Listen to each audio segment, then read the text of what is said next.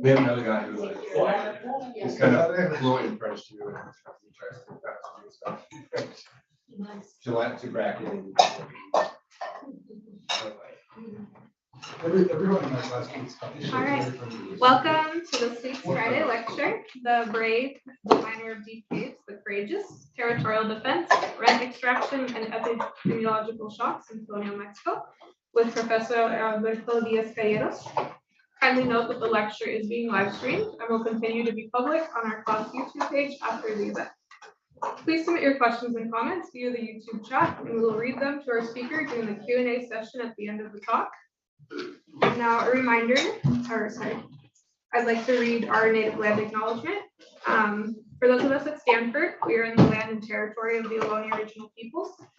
We offer gratitude to the land, water, and air that surround us and pay our respect to the past, present, and future Ohlone and Lenape peoples who continue to be present in their homelands and throughout their diasporas.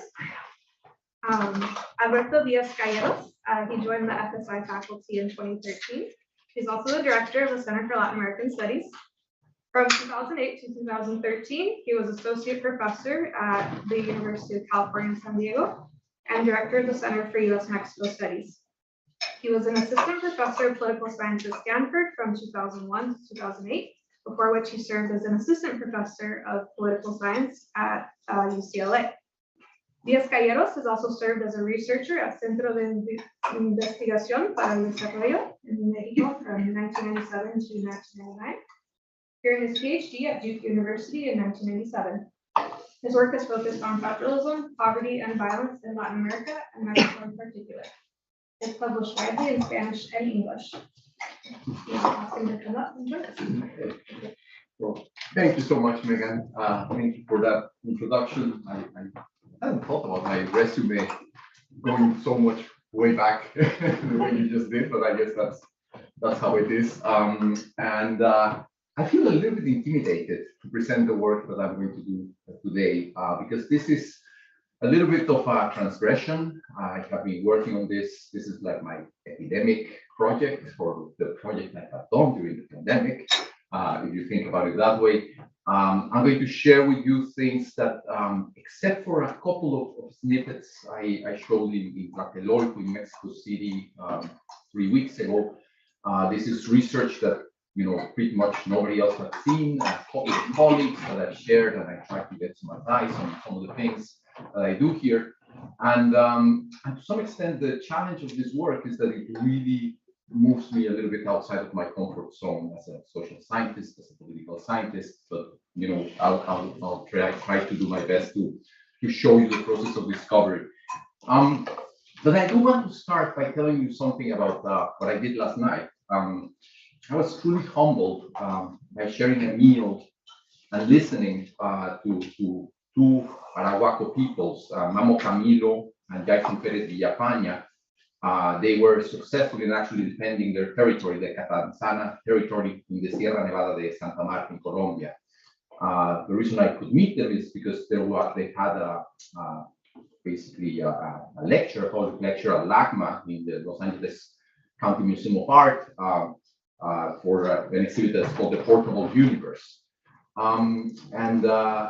What I learned from them yesterday, among many other things, is that in their view, the way they explain this is the objects we find, for example, in a museum, are representations of a natural world. What really exists is a natural world.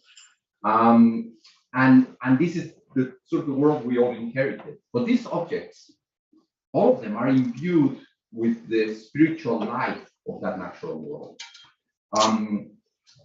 And this insight, kind of completely transforms, I think, the way we see. On the one hand, this exhibit has hundreds of objects that are part of, for example, the Museo del Oro in Bogota.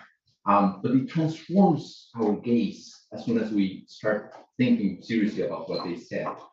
A second thought they shared, which was really powerful to those of us who were fortunate enough to listen to them last night, they said something which really struck with me, and I want to share with you. And they said that the land we belong to does not need us, but we desperately need that land. So the kind of things I'm going to talk about is, some of these themes that I think are related to their reflections, but it's kind of my own voyage of discovery.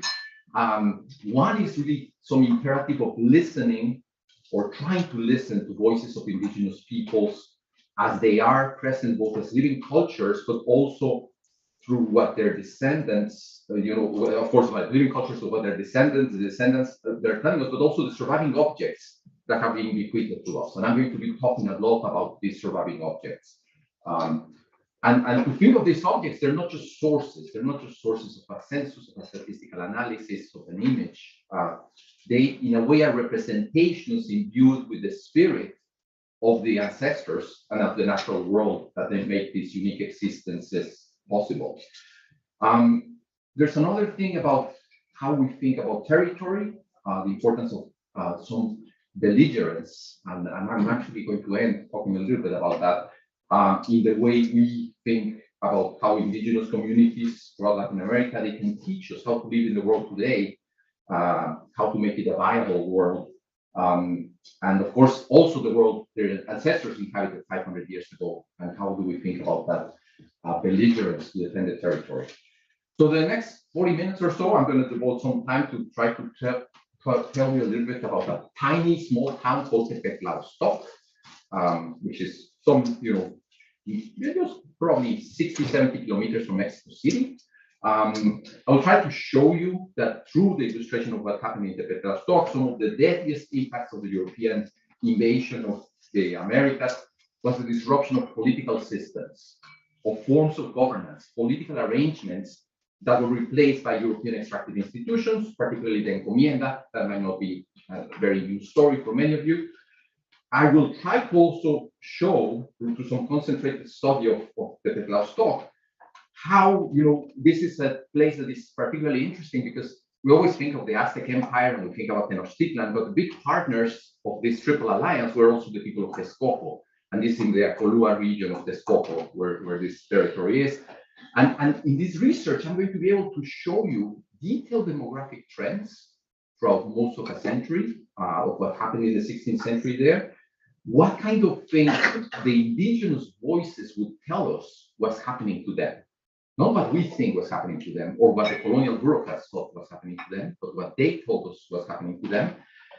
We will also explore an indigenous census that happens to, for fortuitous reasons, be done exactly in 1545, when a huge epidemic called the Wave happens. So this census actually tells us exactly the impact of the mortality of that moment. And then the final thing is going to be about rereading some of these cartographic sources I'm going to show you in a minute, and make something more of a linguistic interpretation of how to read the maps, not just as place glyphs, not just as places, but also as texts. And these texts are written in something which is, perhaps we're not so used to doing it because it's not an alphabetical text. It is a text that needs a little bit of investment in learning how to read these images in a different way. So, okay, so that's the plan for the next 40 minutes now. If we can show the first slide, how do I do this? Okay, there we go. So this is the map of Tepetlaoztoc. This is the territory that I'm going to be talking about. And as you see here, this is typical of these maps from the 16th century. There's still a lot of pre-Hispanic elements, but maybe some blended elements which start to be more European. As we look at these trees, clearly there's a forest, there are some hills on this side, there's some roads, there's some rivers, and there's some places. Okay? I'm going to be talking a little bit more about that in a minute. Tepetlaoztoc itself, what it means is a place that has a very distinctive place name. It is a cave, Oztoc is a cave, and it is a cave of tepetate, which in Mexican means clay soil, but a petate is also a reed mat in Mexican kind of modern language. I mean, most people in Mexico would recognize those terms, even though they're Nahuatl terms. There's different Oztocs in, for example, this is the Mendoza Codex. We have the tribute rolls of Moctezuma. We do not know exactly how the original looked, but we know there's at least 2 copies, and one of the copies is sent out to Europe called the Mendoza Codex. And in the Mendoza Codex, we have, for example, towns like Ostotipac, which is being conquered by the Spanish. That's why by the Triple Alliance, by the Acolhua Mexica. That's why you have this burning temple. And also, a few other Ostocs. Tepetlaoztoc itself doesn't show up as conquered. And I'll tell you a little bit in a second. It shows us a tributary space. This happens to be in the same source as the map that I showed you before, which is called the Kingsborough Codex. It's housed in the British Library. I'll show you a little bit more about that source in a second. But one thing I want to note here is you see this, it's like a primordial crocodile. It's a sort of caves are the origin, and I'm not really competent to tell you exactly how it works in pre-Hispanic cosmogony, but these are very important spaces, of the origin. And this cave, here we have actually the reed mat that we talked about. So it's clearly the Tepetlaoztoc. And we also get some additional aids for those who might not quite know. We actually get phonetic things. The lip and the teeth are the particles that mean ten and tla. So we're getting ten, tla. We're getting also tepetl, tepetl, that's right. And we're getting tepetl. I'm sorry. I'm sorry. I'm just like petate. So we're getting everything in there, even kind of reinforced. This one is the one from the map. Again, you see the cave and whatnot. And the little mountain, actually, it's not trivial. That mountain means a political unit. It is the city-state. It is the Altepetl, which is the political unit of rule over a territory. So these are not, just drawings or illustrations. They have an enormous amount of significance. I was able to see this 2 weeks ago when I was in Mexico City 2 weeks ago. I had never seen it. I had seen it, but I had never seen it with these eyes, which is called the Piedra del Tizoc. It's a gladiatorial stone where captives would have to fight for their lives when they were captured.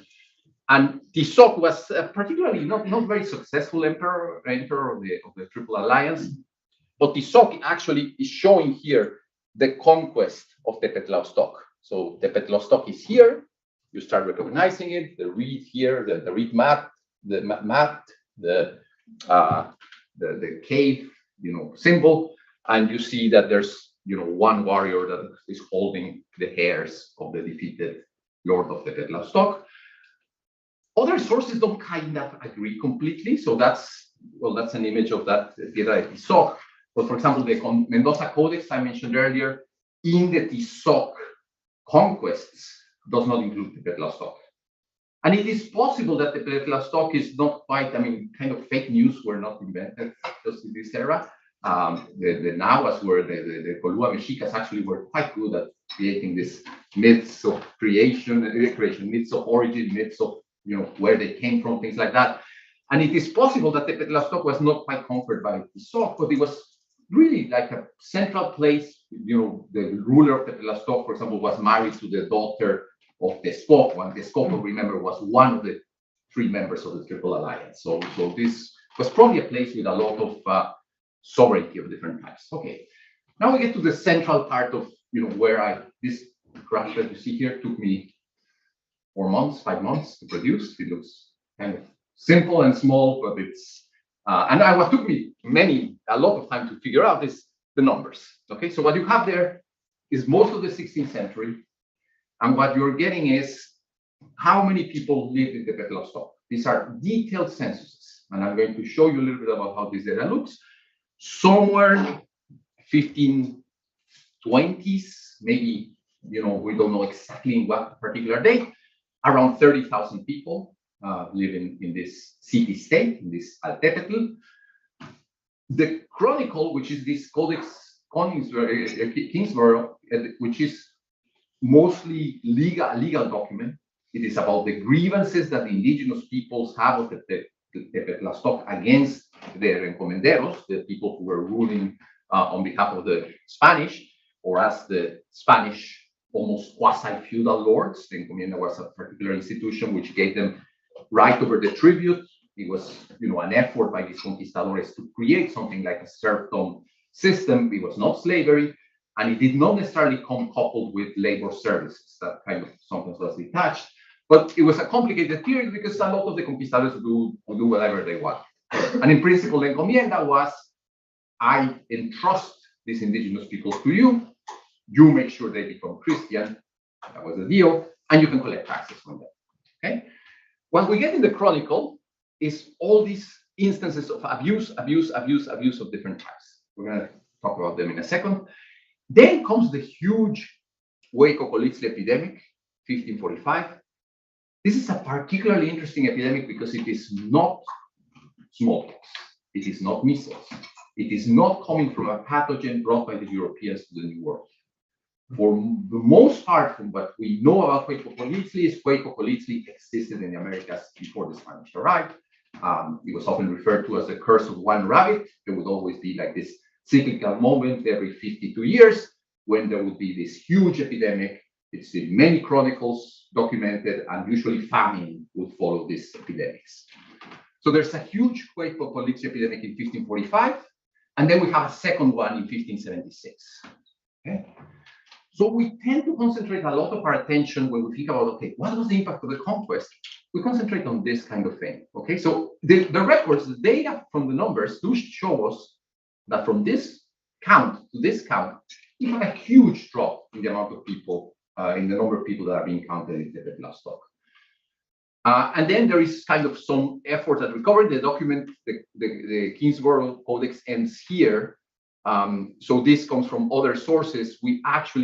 This seems to suggest that there was quite a bit of recovery, but then the second Cuauhyotl epidemic really hits these communities very hard, and they never recover. No, after this. This is kind of the conventional story about the 90% mortality rate in the Americas, perhaps 90%, but with this nuance of this, this kind of shock, this recovery.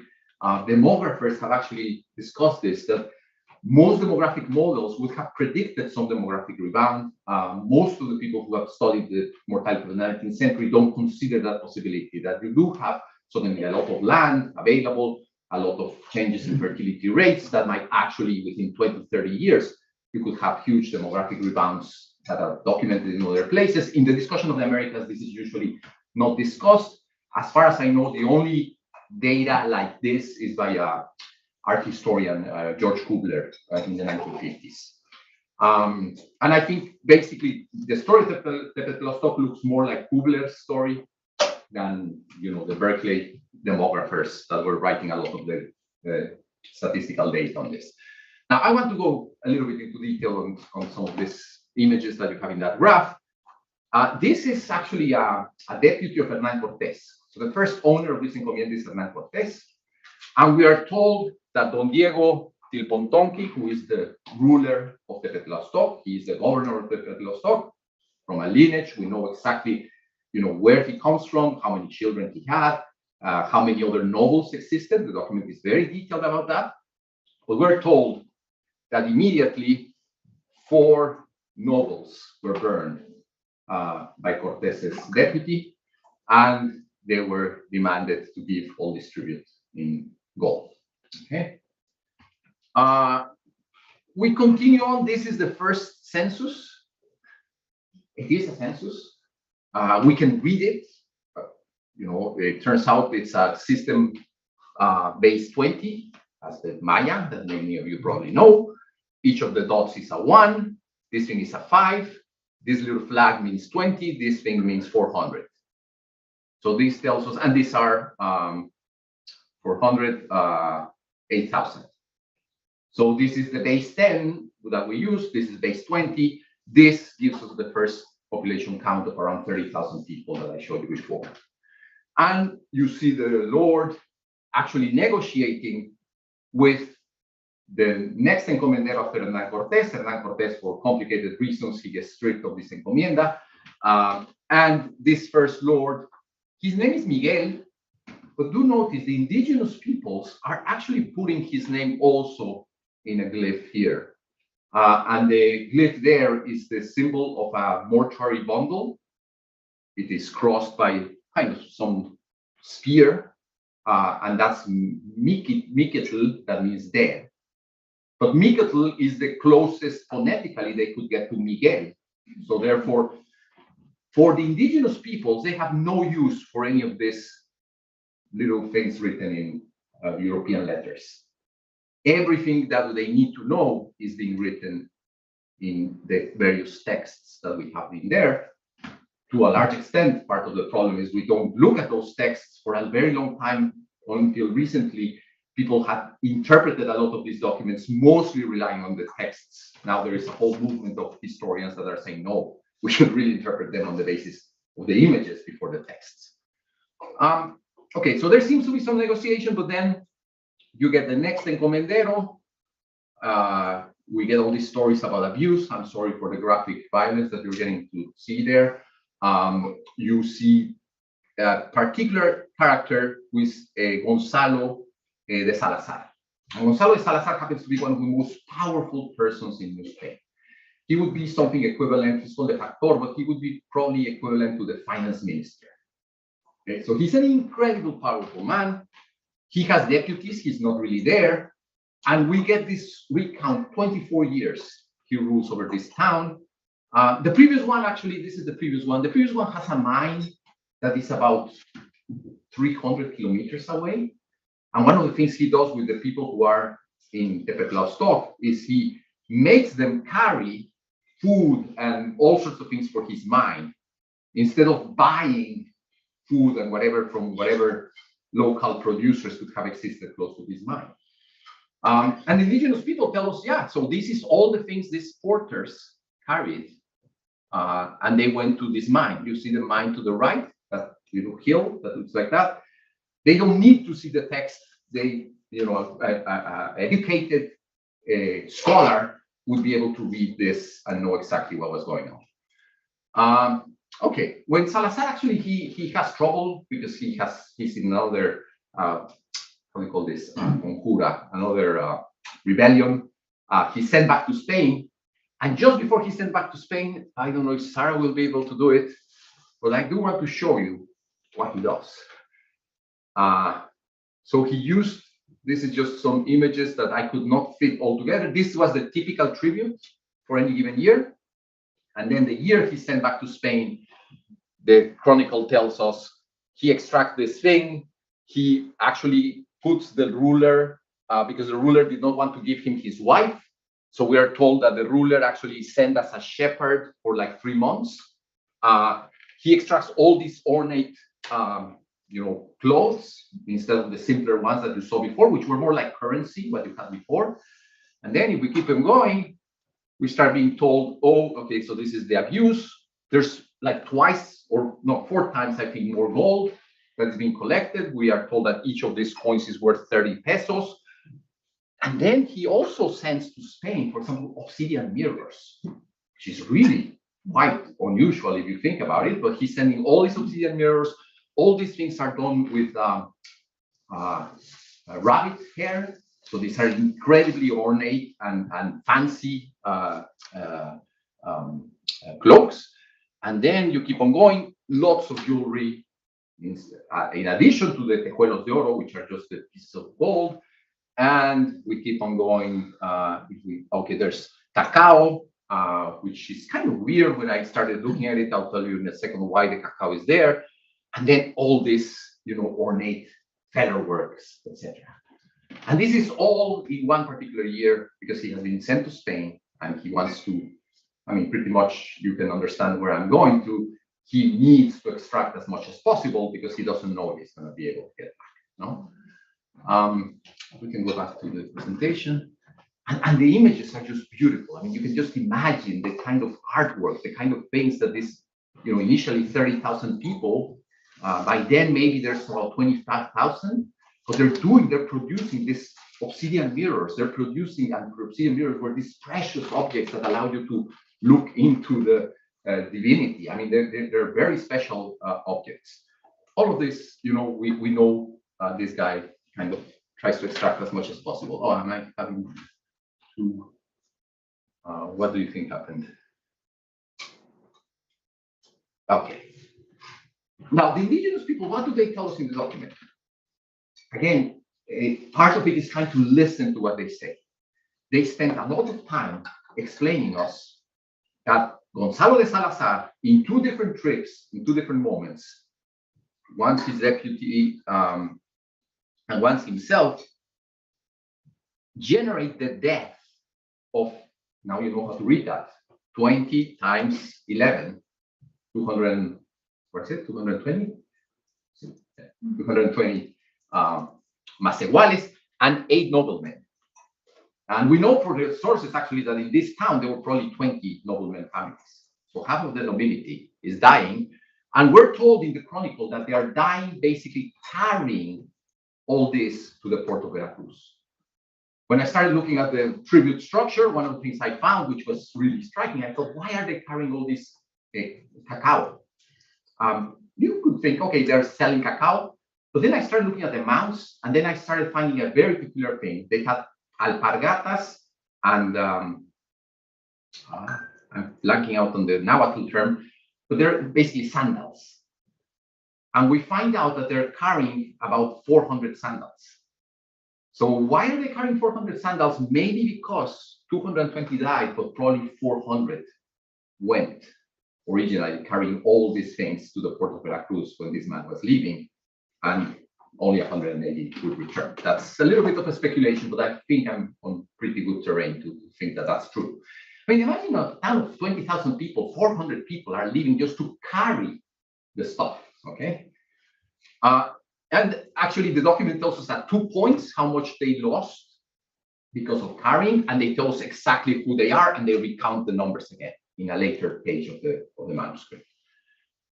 They finally get these colonial judges, 1545 and 1554, who come in and say, okay, you know what?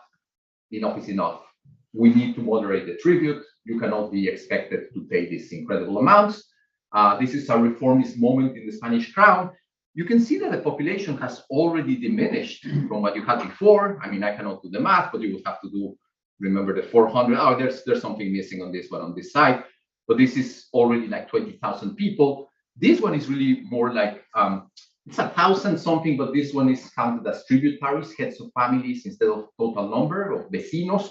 But anyway, it's equivalent to probably some 6,000 people. So finally, we get to this graph that I show you, 7,000 people. So the interesting thing is they say nothing about Ocolitzi. They tell us nothing about disease. All their stories about carrying, about tribute, about pain, about being harassed, about being beaten. That's all they say in the document. They do say at some point the population has gone down and has gone down considerably, but we don't get too much to know what this story is about. Turns out that this town, for some reasons that I do not know if are unique to this town or are a particularly lucky that we got to surviving documents that maybe existed throughout all of central Mexico. The censuses like this do exist in other areas. There's one in Coyoacán. There's censuses, done of indigenous peoples, but this one is particularly complete because we actually have something called the Codex Asunción and the Codex Vergara, which are a census of a partial census. They're not of all the town, but at least of 2 of the barrios, of 2 of the neighborhoods of the whole Altepetl. And in this census, what we get is a census is very much, imagine a census, sheet where you are going to collect all the information. You have like a spreadsheet. So this is a spreadsheet. And the spreadsheet basically tells us there's this person who is, when you see a house like this, it means actually it's a Nahuatl, Nahuatl ethnicity. When you see a house like the thatched roof, it means it's an Otomi ethnicity. And we're actually told their names. These are the glyphs that tell us the names. And we're told exactly what family structure exists in each of these homes. But the most remarkable thing, we're also told, so that, for example, this one has one household, but 2 families within the household. And we're told exactly also their, I mean, I cannot go into a lot of details, but we are actually told their ages. We know whether they're adults or young, or I think I kept a baby somewhere in there. There's little cradles if you have a baby. So we have the exact demographic data that we would collect in a modern census. The thing that we have in here as well is, if you remember the images of the dead tamemes, the dead porters, carriers, that memes, when they have died, their faces are grayed. They're not painted in white color. And here we have faces that have been grayed and faces that have not been grayed. Okay. So we do know from this data, for example, this is one of the documents, we can calculate, we can estimate. This was done actually by historians some years ago, so this is not that I'm innovating necessarily on this. And what we can know is how many people died per household, how many households existed at a very local level, very small places. And so we know the mortality rates. We know that, overall in this specific region, that a region of Tepetlaoztoc that had 834 people, 156 families, 67% of the people died. That's what the source tells us. But it's very remarkable that the source tells us, 2/3 of the population have died, but the indigenous source does not tell us, oh, we all died from Web Acknowledgment. So that's kind of very puzzling. I spent a year working on the next part, which is that these communities, and again, we have other surviving documents that look like this, they had something called milkololi, which are catasters, detailed land surveys of every single plot that is owned by every single family member of the same people that we saw before. We actually get their plots measured. The plots are measured here on the sides. We get the perimeter, and we have another document actually that tells us not just the plot size as perimeters, we get actually the land area. They actually have calculated the land area. Some mathematicians from UNAM have been working on this document because they do not understand what kind of mathematics they had, what kind of angle or what kind of measures they had to be able to do this conversion from perimeters to land areas. But they use some models that suggest these people had a more advanced method to calculate land areas than whatever Europeans were using at the time. The other thing this tells us is the quality of land. I haven't finished figuring out what all these different qualities of land are, but some of them are pretty bad land, more like tepetate. Some of them are pretty good land. Some of it is even irrigated, like this one, or has a river crossing through it. And we also get these red lines that a couple of historians have interpreted whether they mean that these are tenants that work for the Lord, or these are lords' lands. But what is beyond any doubt is that the red represents something about the lords. The red is a precious color. It means something about the lords. I will show you something that suggests that these are lands that are owned by the lords, by the noble families. So we actually would also know who the nobles are in this milkololi. So a historian, Benjamin Johnson, actually did this incredible feat. And this is a 2017 book, where he's able to use the fact that we have some very weird shapes, and he can use aerial photography to actually figure out which particular person, Cyprian, for example, this particular family, we know he had this. I'm sorry, I got it cut off, but it's here. And he created like a jigsaw puzzle where he can pretty much reconstruct all these pieces of land and where they were. Okay. And of course, there's some things we cannot really make a lot of sense of, because we also have surviving data on the limits of the political unit of the Altepetl. They tell us from here to here is ours, and from here to there, that's not ours.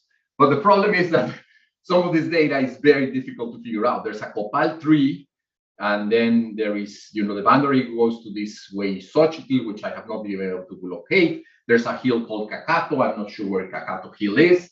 And this is next to the lands of Don Martin de Sevilla. I don't know where the lands of Don Martin de Sevilla is. And there's the boundary. Tetepayo actually is a mountain we still know. We do have that place name surviving. So it's very difficult to kind of use this thing to figure out, okay, where are all these people? But what can be done, and it's the kind of bread and butter of a political scientist like myself, is this would have been the paper I would have written had I continued on the initial direction. I'm sorry, it's ugly, poorly formatted table. I should have done some very nice graphs. I was trying to do them this morning and I just ran out of time. But what this table tells us is, okay, I have 224 observations, 224 data points. I'm showing you just a very simple, the most naive estimation that can be done with this data. 224 households. I know how many people died in each of these households. And I know exactly what kind of land each of those households have. So I can put on the right-hand side things like ethnicity. I can put whether they're nobles. I can put what kind of family size there is. I can see how many plots of land they have. And I know even something about the land area, the total land area they have. And you have some hypotheses that are very clear and probably very natural to think of. The mortality rate is 61%. That's what this coefficient tells us, just the number of people that exist in the household. The dependent variable is the dead people. So this coefficient tells us 60% die. But then if you have more plots, I don't understand why, probably because of fragmentation of your land, instead of having like one big thing. But the more plots you have, I'm sorry, this one I understand why. If you have more plots, you actually have less mortality. The one I do not understand is land area. Why would more land area actually give you more mortality? Okay, that's the other coefficient there. Otomis, this minority in this particular area, are much more likely to have one of their family members die, 0.6 of a person, an additional 0.6 of a person compared to Nahuas. The red ones have one person less that dies in their household. That's what that coefficient tells us. And actually, because we know that some of the households are headed by women who are widows, widows actually do not have a greater or a lesser propensity to have indigenous, to have mortality. How am I doing in Megan? 12 more minutes. 12 more minutes. Okay. So I'm going to have to go through this very quickly. I spent a lot of time on this. What I then try to do is, okay, can I figure out a way to leverage the mapping that indigenous peoples have done to figure out, okay, so are all the people dying in the same way? Can I find out these are fragmented records only of some of the villages? We don't have the whole Tepetlaoztoc, we only have some of the villages. Can I identify where those villages are? And if I can find them, I should be able to figure out, okay, and I have two maps. Actually, it has one map, which is like a geographic map. Some scholars have called this the croquis, which is more like a sketch map. Both of them show exactly the same thing. There's these 4 towns in the wooded area. There's a 5th one here that was added maybe by a later scribe. We know that this is the area of the hills. We know there's this river. We know there's this river. I'm sorry, this path, this river. So, and we have some markers here that tell us, okay, there's some boundaries that seem to be the same in the 2 maps. So can I figure out, where people are dying? Is this, true of all the people in the Tepetlaoztoc? Okay, so I started with this map, and I'm going to devote 2 minutes to show you what happened here. I used other maps from the period. This is called the Uppsala map because of where it's kept, but it was done by the scholars of Gladiatorial. It is the same area, but I have all the roads and the rivers and the specific towns. I have a later map. This is called the Sigüenza map. I also have the rivers and the main towns. I can turn this into a geographic information system. I could spend 20 minutes explaining you how this is done, but I'm not going to do that here. Basically, the idea is you use modern maps, you overlay all these things that you know from different sources. I use also so this is what I just showed you without the Google Earth, no? But only the rivers and the towns. We can overlay even modern things that we might have. We might have a lot of information about municipal boundaries, about the ejidos. So we can construct a lot of the data that we have today to try to figure out, okay, so which are the towns where this is happening? And then you do something called georeferencing. And it was a mess. It was a disaster. I could not figure out how this map worked in terms of the geography. And I got stuck. I thought, okay, so it's interesting. I can write this paper. I can do the statistics. People might like it. But I don't think I understand what has happened. I don't think I know, why do they have this document where they don't say anything about the disease and about dying from the mortality? Is this representative or not of what happened with the rest of the people? So I thought, okay, we have this map. We really have to go and visit the places. So this summer I spent a couple of trips actually going to the places, and you physically see these hills and you say, oh yes, so I'm coming from Otumba, and as I'm going on this road from Otumba, from Tlaxcala area, I can tell you, yeah, this is the way it looks. I mean, I can see, and I also went to, I call place the baths of Nezahualcóyotl, where you actually can look into the valley and you see that that's the way it looks. There's a forested area, there are the hills there.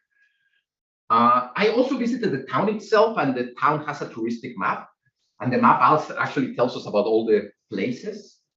And very close by, we actually have this thing called the Aqueduct of Padre Tembeleque. So we also have like a lot of other remains of things that tell us something about this area, about what's going on in the area. One thing that I started realizing is this glyph here, which is supposed to be, when I do the georeferencing, is supposed to be the town of Tepetlaoztoc, doesn't have the mat reed underneath. So therefore, this thing that we have here is not Tepetlaoztoc. This is just Oztoc.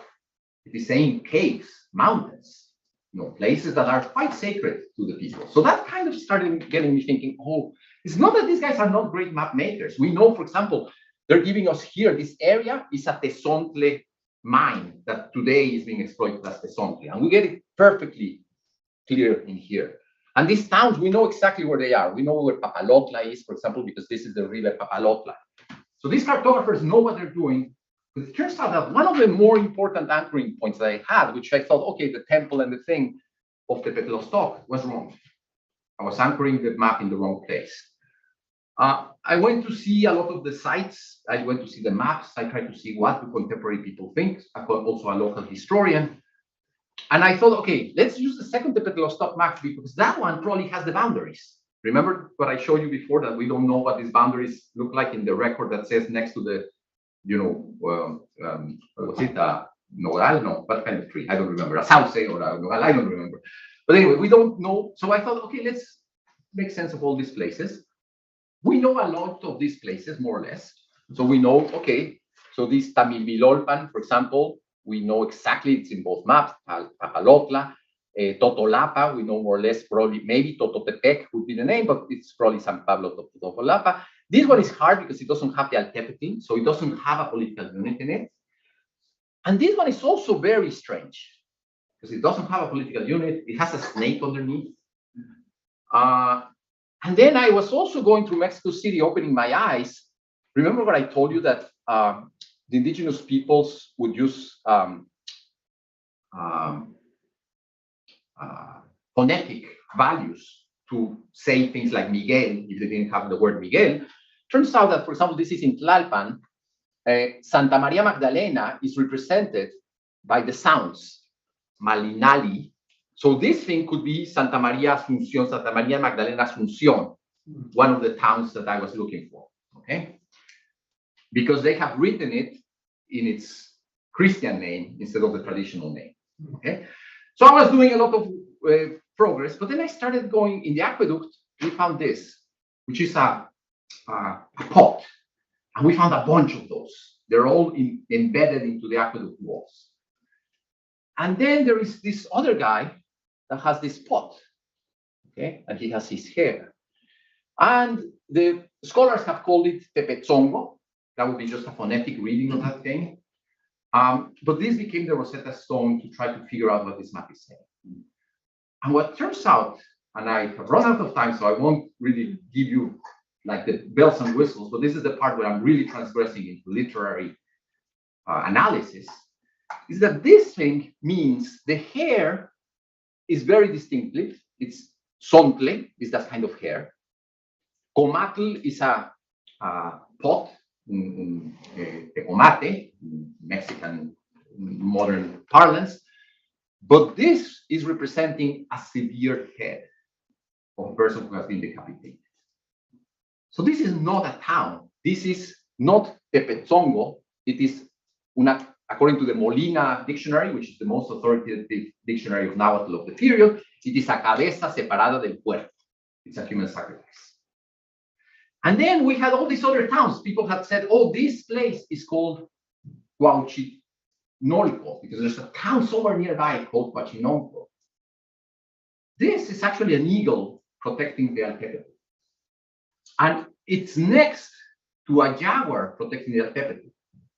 This is called the Diaphras System in Nahuatl. In Nahuatl, they would say things with two words together, and sometimes they would say things like Cuauhyotl Oceloyotl. And Cuauhyotl Oceloyotl means warriors. It is the brave, the valentía, and the bravura, according to the Molina dictionary. Over here in between, we actually have a miner defending. These two guys are defending their mines. Remember the obsidian? Remember the gold? The brave and the courageous are defending the mine. In the Molina dictionary, there's a beautiful translation. I don't have it in my notes anymore, but anyway, it's like a space socavado. So I remember, and these depths of the earth are very sacred for the indigenous peoples.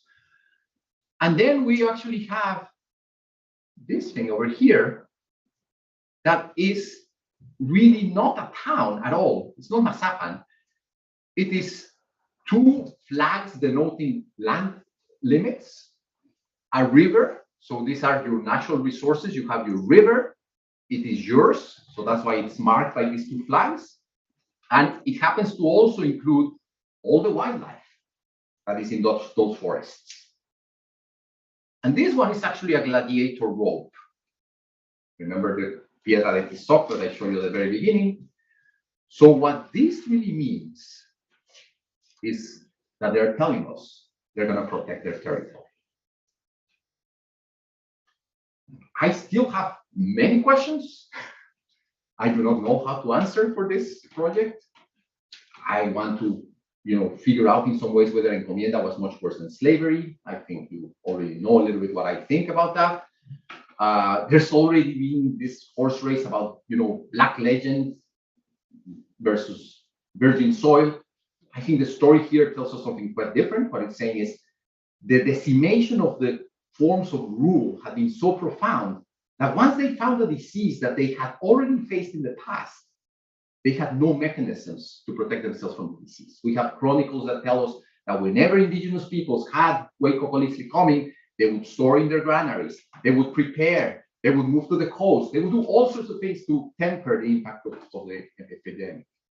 These encomenderos were not going to let these communities have autonomy over this. And I think that's the reason why they don't mention it. Because the real problem is the encomendero forcing them to go to Veracruz, is the encomendero taking the gold. There is an econometric problem, very complicated. There's no economists in the room, but that regression I showed you would not pass muster in any journal. I would not be able to publish any paper that does that, because you have this problem of being able to figure out what is really causal about the link between assets and survival. How does it work? What is the mechanism? Are you better nourished? How does it work that you are with better land? Or why do you have these correlations? Correlations are not causation. I think we need to understand about whether these territorial claims, the warning that we have in this map, did it last in any way? Was it just a Pyrrhic victory once they get this moderation of the tributes? And this community basically lost most of its population and never really recovered. And how many papers should I write about this? So thank you very much.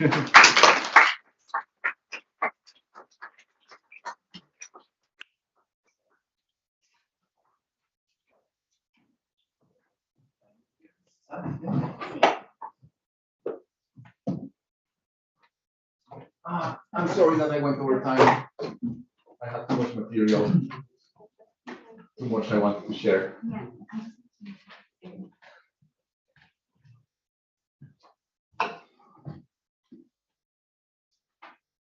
Megan, will you moderate questions? Yes, I'm just waiting for the questions before. I have a question while we're waiting. Okay. This is just a very personal interest question. Did you get to work with the Codex in person, or did you work with the images? I had to work with the images. They're actually very good. I showed you a little bit how detailed and how careful they have been in the British Library. I did, before the pandemic, I was working in person with images, for example, from Census, which is a codex in the French library, National Library, and it's actually, you know, even though you have some facsimiles, even though you have some seeing the original documents, Yeah. gives you a nuance that is very difficult to get without seeing the originals. I mean, you understand a little bit about how it was painted. You find things like what kind of paper is it on, what kind of watermarks are on the paper. All these things you cannot get from the digital reconstructions, no? Yes. So I spent, I mean, the last few years, I started getting interested in these things. I was hoping to be writing a book about indigenous survival through cartography in the colonial period, and I was hoping to do this in the. I even had like a grant to go in 2020 to a bunch of libraries in Europe because a lot of these resources are in Europe. Yeah. And I was going to go to Seville and whatever not, but then the pandemic kind of hit us. And I was deranged from the book in a way because the book is more broadly about how different cartographers wanted to hide or sometimes decivilize indigenous peoples. During the pandemic, I got completely obsessed with this particular map. Yeah. and you can see why. No? It's wonderful. It's just a very unique opportunity, I think, to go into.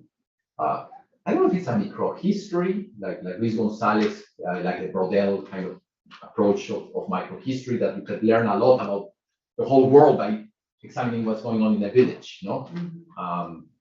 So again, I'm transgressing. It's not the kind of thing I do as a professional political scientist, or my disciplinary boundaries does not necessarily reward. I can put it this way. For example, I spent a lot of months, probably, several weeks at least in the summer. In the summer, before the summer, it was reading this book by Gordon Whittaker on how to read Nahuatl glyphs. And it's just new research. It's things that are coming out just now. But I don't think I can learn Nahuatl anymore. I tried. It's just too hard. But at least I think I can read glyphs in some educated way. So, or at least get started. No, Whittaker's book is actually a beautiful book because he writes it as it's the cutting edge scholarship on this. He's the prime expert on this. But then the last chapters of each book, the last page of each chapter has like an exercise, and you get like these challenges, and you're supposed to figure out what it says. No. So we don't have questions in the YouTube, but Acolhua says, thank you, Alberto, for a fabulous lecture. Oh, very nice. Thank So you. there's a couple more questions in the room. Yes. So were you able to collect data for other towns in the same period of census? Because I'm no expert in colonial history, but it seems that one of the big differences that did occur, especially in the early years, was the creation of Repúblicas Españolas and Repúblicas de Indios. And if statistically you would want to narrow down whether it is the encomienda system that is causing this change in population, that would seem like the perfect natural experiment to compare different towns or different altepetls with same categories. But the only difference is whether they were assigned to República de Indios and respect of the indigenous sovereignty or the Spanish republics. Yeah, almost all of these become Repúblicas de Indios, so I cannot really leverage that distinction.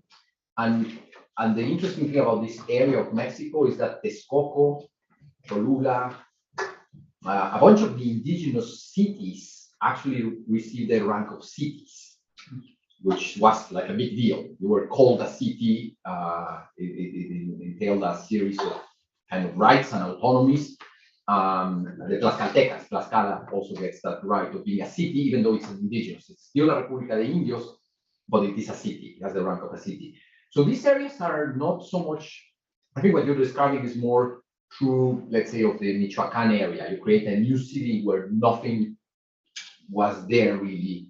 This was called the Guarec Valley, but you have like a Spanish city founded by Spaniards. Puebla, you have a Spaniard city founded by Spaniards because it's a convenient place on the way to Veracruz as a way station. And that city is built anew, and you have all the indigenous towns around it. This area doesn't look like that. These are areas that are kind of homogeneously indigenous. There is a different wrinkle, which might be, so that would be a great idea. I think it would be great if I could leverage some of that, but I don't think I can do that. there is an additional wrinkle, which is that we do not know a lot. Well, we don't know. We know for a fact that there was a lot of migration. There was a lot of movement. And this was in pre-Hispanic times and also during the colonial period.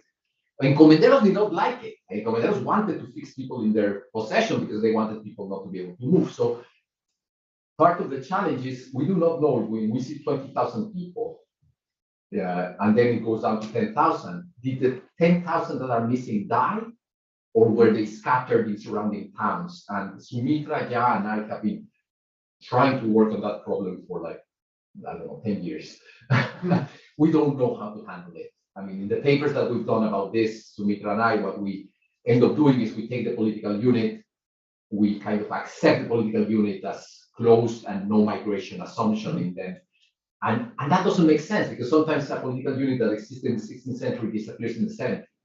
Yeah. And very often it's not that everybody died, it's that some people died, some people moved, no? And then some places, what Sumitra and I are able to show is some places actually did quite well in the 17th century after all this mortality, no? So, yeah. You mentioned, this is a question for clarity. You mentioned that the pandemic wasn't caused by the invasion. Yeah. Could you expand on the evidence that was presented there? And then my second question is, with the imagery, is there imagery on the pandemic, or is it more just focused on the violence of what the abuses that they're experiencing? Yeah, I love your two questions. Let me do the imagery one first. We do not have in this particular source any imagery about the pandemic. They only mention it in the texts at different moments, but we do have, for example, in Teleriano Remensis, the one I was exploring in Paris, and also the this other codex, it's also in Paris, no, it's in the British Library. No, Teleriano Remensis is in the British Library. Albin is in the French Library. In those two, we actually get very detailed depictions of how people would die from cocolizin, and it's completely distinctive. They would die from hemorrhagic fever that would have bleeding from the nose. They would also get some like scars in their chest that were not bubas. They were not, whenever they would show somebody dying from smallpox, it was very clear they would show smallpox blisters. And in this case, it's more like the blood. It was an hemorrhagic disease, so the blood has kind of come out of the body into the surface. The chronicles tell us that people would die within 3-4 days. But some of the chronicles actually tell us very explicitly in the pre-Hispanic period, they say Moctezuma opened his granaries and made sure that nobody would, and then the chronicles of 1576 or 1545 says, they say, and everybody died of famine. There was nobody to bury the dead. I mean, we get a complete contrast in that kind of, and I believe that's a general thing we know from the research on famines that has been done comparatively around the world, the historical famines. Cormac O'Garda is one of the biggest, an Irish historian, the economic historian who has done great research on this. What he shows is that, and in a way, I think similar to epidemics, when you really think about it, is that a lot of the public response is what determines whether, you get a famine, you could have 10% of the population die, you could have 50% of the population die. And it all depends on what kind of public response there is. It's not just the drought that creates death, and it's not just the disease that creates death from epidemics.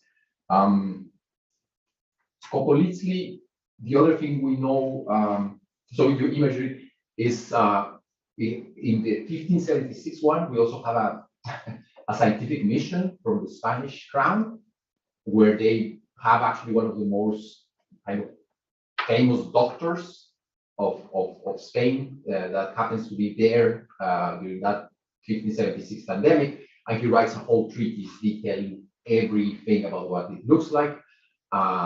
There's also something else called Tabardete. I won't talk about Tabardete right now, but it is very clear that this medical doctor is saying this is not a disease from the European ones. No? And Rodolfo Acuña Soto, who's a medical historian in UNAM, there's one paper out there that says it was salmonellosis. He really believes that's not true. He thinks it was was a very peculiar thing that had to do with the Nino climate. It had to do with rats. He thinks the vector was rats. We have chronicles that show kind of rat, not how we call this, not epidemics, when rats kind of just invasions of rats with drought. So it's a combination of drought, rats, and then this disease will come about. And he thinks maybe the last cases of Ocolizli happened in Chiapas in the 1950s or 60s in Mexico. But he thinks it's up now. Or till it shows up. Yes. Another question, but Paula said also that she just wants to say how exciting it is that you're not only showing how to read the materials, but also that you're paying close attention to what they're saying. Yeah. Oh, thank you. Yeah. I mean, the challenge here was to really listen. I think that's a hard thing because the chronicles, for example, of the epidemics, even the viceroy will send a letter in 1576, and he has item 1. I have just sent you all the silver. Item 2, we have run out of wine. Please send us more. Item 3, that item 27, a lot of Indians have been dying.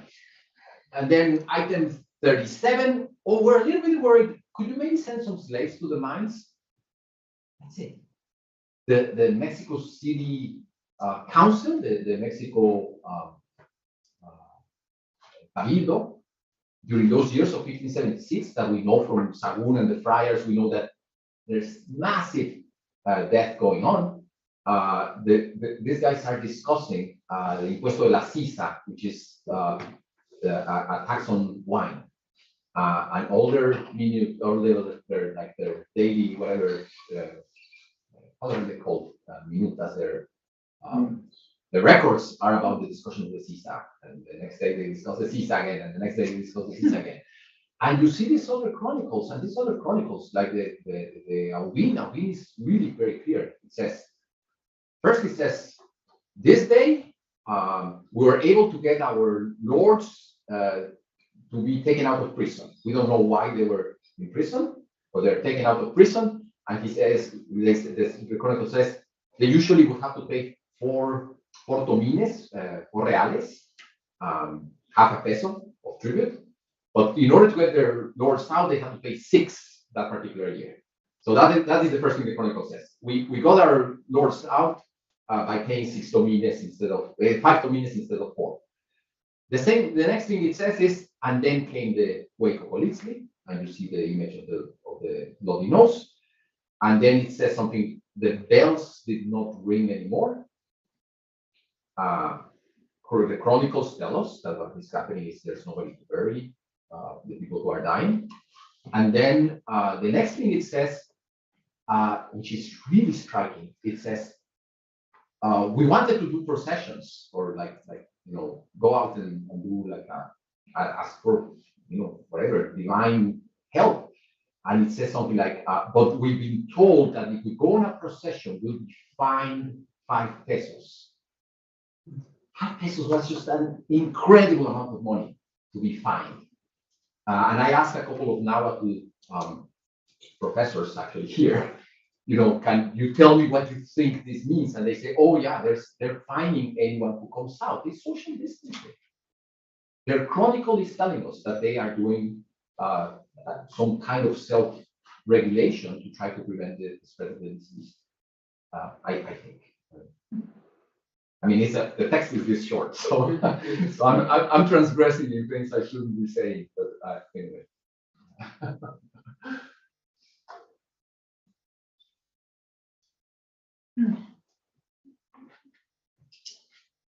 That's so interesting that maybe if you hadn't gone through a pandemic yourself, you wouldn't be able to see that in the same To way. think about it in those terms, yeah. That's really I think you're interesting. right, because I guess one of the things that sticks with me about the pandemic is, why is the US still 400 people die every day in this country? And nobody's dying from the pandemic in Denmark right now, no? How did we get these huge differences in mortality? Even places that did very poorly at the beginning, Ecuador. Today, Ecuador is doing better than Mexico. What explains that kind of, and Ecuador was not ready. and caught like surprised, but maybe precisely because of how bad it was very early on, the public response was very different. Yeah, so I like, yeah. So it's almost like you have to be self-referential about. Yeah. You choose the topics and you study the things in a particular way because of what subjective is going to you through your mind and through your experience. Yeah. And close it out. Yes. Thank you, Alberto, and thank you all for joining us for the first Friday lecture of series of this academic year. Please join us next week, Monday, October 3rd, 5 to 6 p.m. Pacific Standard Time for our conversations with Latin American authors with Ángeles Araña on her book, De un mundo que hila personas. And thank you again, Alberto. No, thank you so much.